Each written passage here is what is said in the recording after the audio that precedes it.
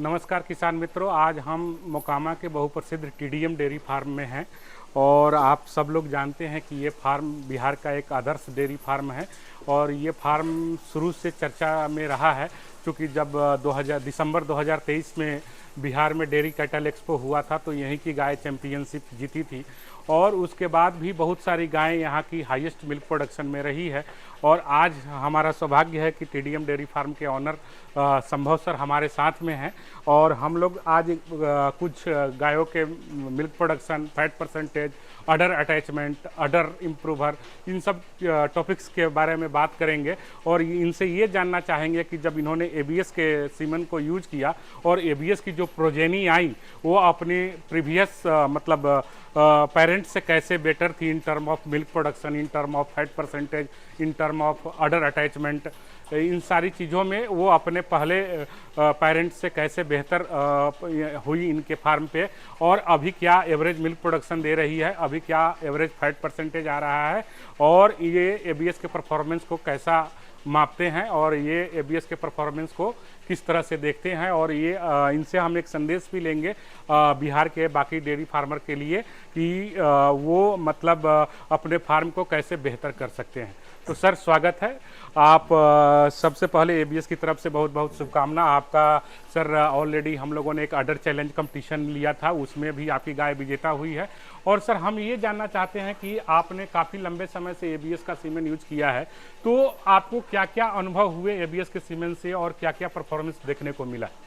सबसे पहले तो आपका स्वागत है टीडीएम डेयरी फार्म पे और आपका बहुत बहुत धन्यवाद कि आपने अपने व्यस्त जो आपका शेड्यूल है उससे समय निकाल के किसान के पास आए ताकि हम लोग को भी प्रोत्साहन मिले, जानकारी मिले। और साथ में डॉक्टर सुनील जी का भी बहुत बहुत धन्यवाद।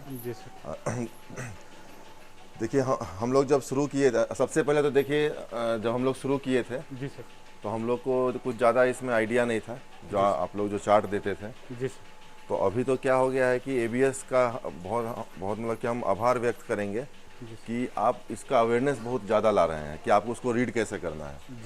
शुरू में जब हम उसको एक सिंपल एग्जांपल देते हैं, उस समय जब हम देखते थे तो उसमें शायर और डैम लिखा रहता था, तो हमको उसमें वही समझ में नहीं आता था।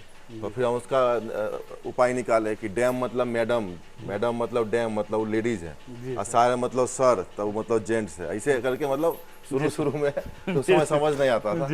लेकिन अब क्या है कि आप लोग का जो अवेयरनेस जो वीडियो करते हैं, डॉक्टर सुनील करते हैं, आप लोग जो करते हैं, उससे क्या है कि 90% जो है हम लोग को अवेयरनेस आ गया है। ऐसा अवेयरनेस आने से क्या हुआ कि जैसे कि किसी गाय का थन लटका हुआ है, बिल्कुल, तो उसका अडर स्कोर अच्छा है, उस गाय का सीमन हम लोग लगाते हैं। बिल्कुल। जैसे किसी का पैर जो है, अगर पैर अगर सीधा नहीं है, लेग तो उसका लेग स्कोर अच्छा है, उसको लगता है कि उसका लगाते हैं। बिल्कुल। ये सब जो अवेयरनेस है सब जो है आप लोग देखिए, आप लोग प्रोडक्ट तो पहले भी था, लेकिन अब हम लोग को धीरे धीरे क्या है अवेयरनेस भी बहुत ज़्यादा आ रहा है। बिल्कुल सर। साथ में क्या है कि अडर इम्प्रूवमेंट बहुत ज़्यादा अच्छा है एबीएस में। जी सर। हम तो देखिए बहुत सारा कंपनी का लगाते हैं, लेकिन एबीएस में जो हम लोग को अडर इम्प्रूवमेंट मिलता है। जी सर। और मेरा जो टारगेट रहता है इसमें मेन मिल्क के अलावा, जी सर, दूध तो है ही, बिल्कुल सर, लेकिन दूध के अलावा जो है मेस्टाइटिस कंट्रोल होना। तो मेस्टाइटिस कंट्रोल होता है जब आपका हम लोग का जैसे अडर जो पहले लटका रहता था, आप जैसे देखिए इसका अडर देखिए घुटना के ऊपर चला गया है। बिल्कुल सर। तो इसमें क्या है मेस्टाइटिस कम हो रहा है। बिल्कुल सर। तो साथ में मेस्टाइटिस कम के लिए हम लोग एक और पैरामीटर देखते हैं, सोमेटिक सेल काउंट। वो भी अगर 3 के नीचे है तो हम लोग उसको सिलेक्ट कर लेते हैं, बुल को। तो ये सब जो है हम लोग कर मतलब कि जो अवेयरनेस जो फैला है उससे काफ़ी ज़्यादा हम लोग को फायदा हुआ है। जी सर। तो मिल्क के अलावा देखिए अडर का हम लोग को पता चला, इसके अलावा लेग सीधा होना चाहिए, तो लेग से ताकि जो थन जो है थन इसी से अटैच रहता है। तो ये सब जो है हम लोग मतलब कि अब हम लोग जो है उस स्टेज से आगे करके नेक्स्ट लेवल का जो ब्रीडिंग होता है वो हम लोग करने का सोच रहे हैं, मतलब कि कर रहे हैं। जी सर। इसके अलावा जो दूसरा होता है कि ट्रांजिशन राइट, जिस गाय का ट्रांजिशन राइट अच्छा रहता है उसको ट्रांजिशन वाला जो दिक्कत होता है, जैसे काविंग से 1 महीना पहले 1 महीना बाद जो सब दिक्कत होता है, मिल्क फीवर हो गया, इसके अलावा डिस्टोकिया होगा, जो बच्चा फंस गया, तो बच्चा फंस गया तो वो सब जो है किसान जो है पहले मतलब कि प्रॉब्लम जो है आप सीमेंट दिलाते वक्त ही उसको सॉल्व कर सकते हैं।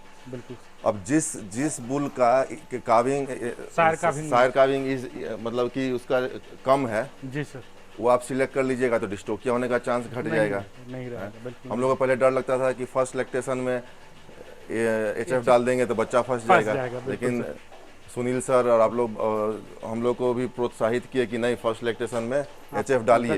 तो अब हम लोग भी फर्स्ट लैक्टेशन में आपको दिखाइए कि फर्स्ट लैक्टेशन में डाले हैं, और अब हम लोग वो HF में HF डालेंगे और जर्सी में जर्सी डालेंगे, ताकि जो उसका ब्रीड का प्योरिटी है वो बना रहे। हाँ, तो वही बुल सिलेक्शन का सब खेला है, जैसे कि सायर काविंग ही सिलेक्ट कर लिए। जी सर। तो अभी अपने पास सर ABS की किस किस बुल की डॉटर आई है मिल्क परफॉर्मेंस में? हम लोग के पास देखिए ब्रूट की डॉटर है जी सर, जो कि फर्स्ट लैक्टेशन में 40 क्रॉस कर चुकी है। स्पाइक फर्स्ट लैक्टेशन में 40 क्रॉस की है। हम लोग के पास हैमर है, अभी सेकेंड लैक्टेशन में है जी सर। फर्स्ट लैक्टेशन में भी अच्छा मिल्क पूरा की थी जी सर। तो इसके अलावा हम लोग के पास ब्रावो की डॉटर है। बिल्कुल सर। हाँ, इसके अलावा डस्टर है जी सर। ये सब HF में हुआ जी सर। इसके अलावा जो है हम लोग के पास जर्सी में टाइसन है, जिग है सर, प्रीत है सर। ये 3 हम लोग का जर्सी में अभी हम लोग के पास है। तो सबका देखिए काफ़ी अच्छा जो है रिजल्ट रहा है। सर आपके पास एक स्पाइक की डॉटर आई है जिसका हम परफॉर्मेंस देखना चाहेंगे और उसका ऑर्डर अटैचमेंट और मिल्क प्रोडक्शन जानना चाहेंगे। सर ये जो है ये किस बुल की डॉटर है और इसका मिल्क प्रोडक्शन क्या है, फैट परसेंटेज क्या है? ये स्पाइक की डॉटर है जी सर। ये जो है 40 के ऊपर मिल्क कर चुकी है जी सर। अभी भी ये जो है अभी इस समय इसको बच्चा दिए हुए 2 महीना के करीब हो चुका है जी सर। अभी 36-37 लीटर कर रही है क्योंकि थोड़ा मौसम भी थोड़ा गर्म हुआ है, जिससे कि 3-4 लीटर दूध इसका घटा है सर। हाँ, इसका ऑर्डर अटैचमेंट सर आपको देख के कैसा लग रहा है? देखिए ऑर्डर अटैचमेंट में इसमें सबसे अच्छा तो देखिए इसका जो घुटना है, घुटना के ऊपर है पूरा। इससे क्या है कि थन जो है जी सर जमीन में कम सटेगा, मेस्टाइटिस कम होगा। इसका टीट्स देखिए जी सर, टीट्स भी छोटा है बिल्कुल जी सर, ज़्यादा बड़ा नहीं है, जिससे क्या है कि फिर वही मेस्टाइटिस होने का जो डर है कम हो जाता है। बिल्कुल सर। इसके अलावा जो है जी सर, इसका लेग देखिए पूरा, लेग्स को पूरा एकदम बिल्कुल सीधा है, तो जिससे क्या है कि अटैचमेंट जो है अडर का वो काफ़ी अच्छा है। तो ये सब इम्प्रूवमेंट है इसकी माँ से। इसकी माँ को तो हम लोग सेल कर दिए जी सर, लेकिन इसका रिजल्ट आप देख सकते हैं। अच्छा सर, एक जनरली लोगों के मन में भ्रांति रहती है कि अगर मिल्क प्रोडक्शन बहुत हायर साइड में हो तो फैट का परसेंटेज कम हो जाता है। तो मैं सर ये जानना चाहूँगा कि जो ये 40 लीटर की काऊ है इसका एवरेज फैट परसेंटेज क्या आता है, एक अप्रॉक्स एवरेज? इसका समझिए कि 3.84 तक आपको हम लोग को मिलता है जी सर। और फैट तो आपका डिपेंड करेगा फीडिंग पे भी जी सर, बिल्कुल बहुत चीज़ पे डिपेंड करता है। बहुत चीज़ पे फैट आपका अगर गर्मी बढ़ गया तो भी फैट घट जाएगा, ठंडी बढ़ गया तो भी फैट घट जाएगा। तो आपको क्या है कि आपके अपने कस्टमर में भी जागरूकता लाना है। इसके अलावा एवरेज में हम लोग को 3.8 से 4.2 तक फैट इसमें मिलता है। तो मतलब इसका ये मतलब है किसान मित्रों की, आपने जैसे सुना संभव सर ने कहा कि मिल्क प्रोडक्शन इतना हाई होने के बाद भी 3.84 तक फैट का परसेंटेज इनके इस गाय में मिल रहा है और एवरेज फैट प्रोडक्शन जो इनके फार्म पे है 3.84 से लेकर 4.2 तक जाता है और इनके पास लगभग 95% HF गाय हैं। तो ये एक जो भ्रांति है कि अगर अधिक मिल्क प्रोडक्शन होगा तो फैट परसेंटेज डाउन हो जाएगा, ये भी बहुत हद तक सही नहीं है। अच्छा सर, मेरा आखिरी क्वेश्चन आपसे ये रहेगा कि चूंकि बहुत से फार्मर जो हैं बिहार के वो ये कहते हैं कि यहाँ के क्लाइमेटिक कंडीशन में HF गाय का सर्वाइव करना और इतना मिल्क प्रोडक्शन करना संभव नहीं है। तो वैसे किसानों के लिए आप क्या कहना चाहेंगे, चूंकि आपने इसको संभव कर दिखाया है और इतनी मात्रा में गायें हैं और आपके फार्म पर कोई भी गाय 30 लीटर से कम की नहीं है, तो एक आइडियल फार्म है। तो आप किसानों को क्या कहना चाहेंगे कि इस मिथ को दूर करने के लिए कि हाँ भाई यहाँ पर HF गाय सर्वाइव कर सकती है और 30 लीटर प्लस मिल्किंग बिल्कुल कर सकती है? सर देखिए ABS का जो concept IDA, Indian dairy index, IDI sorry जी सर, तो उसका जो मेन होता है कि दूध के अलावा भी आपको क्या क्या प्रॉफिट मिल रहा है। बिल्कुल सर। तो जो कंपनी जब आपको दे रही है जी सर, तो देखिए HF जो टोटली जो क्या है कि टोटली मैनेजमेंट का खेल है HF। बिल्कुल, अगर आपका मैनेजमेंट अच्छा नहीं है तो 40 लीटर वाला गाय आप 20 लीटर दुहिएगा। बिल्कुल सर, कंप्लीटली। और आपका मैनेजमेंट अच्छा है तो आप 40 वाला 40 दुहिएगा, 38 दुहिएगा, 35 से 40 दुहिएगा। और दूना बहुत ही आसान है। इसमें थोड़ा आपको क्विक रहना पड़ेगा, हर चीज़ में क्विक। आपको थनेला पकड़ने में क्विक, आपको गाय का साइंस पकड़ना है। अगर गाय का रुआ खड़ा है मतलब दिक्कत, कान उसका नीचे है मतलब दिक्कत। गाय अगर खाना नहीं खा रही है तो ज़बरदस्ती मत खिलाइए। बिल्कुल सर। और दूसरा क्या है कि आपके यहाँ जो पैदा हुई बाछी है वो यहाँ पे परफॉर्म करेगी ही। आप अगर बाहर से बाछी ले आइएगा तो उसको दिक्कत हो सकता है, लेकिन जो आपके यहाँ जो बड़ा होगी वो HF बिल्कुल परफॉर्म करेगी आपके यहाँ। हम लोग का एक्सपीरियंस यही बोल रहा है। देखिए, जैसे किसान मित्रों, आपने सुना कि संभव सर ने बोला कि अगर आपके अपने यहाँ बछिया तैयार करते हैं और उसकी ब्रीडिंग करते हैं तो वो डेफिनेटली परफॉर्म यहाँ करेगी ही, और इनके फार्म पे परफॉर्म कर रही है। बहुत सारे लोग ऑलरेडी यहाँ पे ट्रेनिंग भी होती है, ट्रेनिंग में भी आते हैं पूरे बिहार से लोग और यहाँ देख के जाते हैं। बहुत अच्छा परफॉर्मेंस हो रहा है। इसमें एक ऐड करना चाहिए। जी सर। इसमें एक्चुअली होता क्या है कि जेनेटिक्स का जो रोल है जी सर, वो तो समझिए कि 30, 40, 50% तक ही है। जी इसके अलावा क्या है कि आपका फीडिंग भी अच्छा होना चाहिए। बिल्कुल सर। जो एनवायरनमेंट जो है, वो भी एनवायरनमेंट देखिए आप उसको चेंज नहीं कर सकते हैं, लेकिन जब बच्चा आपके यहाँ से पैदा लेके बड़ी होगी तो एनवायरनमेंट के साथ वो मतलब की है सेटल हो जाएगी। दूसरा ये है फीडिंग,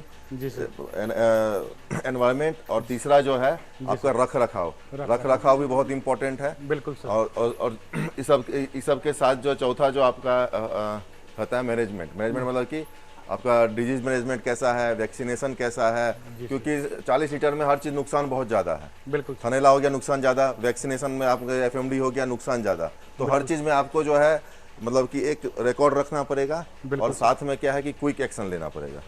तो किसान मित्रों, जैसा ना आपने सुना संभव सर ने बताया कि आपको हर चीज़ में क्विक एक्शन लेना पड़ेगा। डिजीज मैनेजमेंट भी आपका अच्छा होना चाहिए, रख रखाव भी आपका अच्छा होना चाहिए, फीडिंग भी अच्छा होना चाहिए, तब जाके जेनेटिक्स परफॉर्म करती है। तो हम लोग आज यहाँ पर आए थे इसी उद्देश्य के साथ कि हम ये भ्रांति दूर कर सके कि बिहार में एक अच्छा मिल्क प्रोडक्शन नहीं हो सकता और एचएफ का सर्वाइवल बिहार में जो मुश्किल है, जो जनरली किसान कहते हैं, उसको दूर करने के लिए हम संभव सर से टाइम लिए थे और हम लोगों ने देखा यहाँ पर जितनी भी सारी गायें हैं वो सारी की सारी 30+ हैं और उसमें से मैक्सिमम 40 के आसपास की गायें हैं इनके पास। तो ये बिहार के लिए एक बहुत अच्छा संदेश है और ये इससे साबित होता है कि बिहार में भी एक रोल मॉडल की तरह ये फार्म आगे बढ़ रहा है। और मैं बाकी किसानों से ये अनुरोध करूंगा कि संभव सर ने जो फीडबैक दिए उस पर काम कीजिए। Breeding, feeding management, disease management, vaccination, इन सब पर आप फोकस करें। आपके फार्म पे भी एक बहुत बेहतर गाय बिल्कुल बन सकती है और इन सब का अगर समावेश हो तो आगे आप बहुत बेहतर ब्रीड तैयार कर सकते हैं। धन्यवाद सर, आपको एबीएस का समय देने के लिए बहुत बहुत धन्यवाद। आपको भी बहुत बहुत धन्यवाद।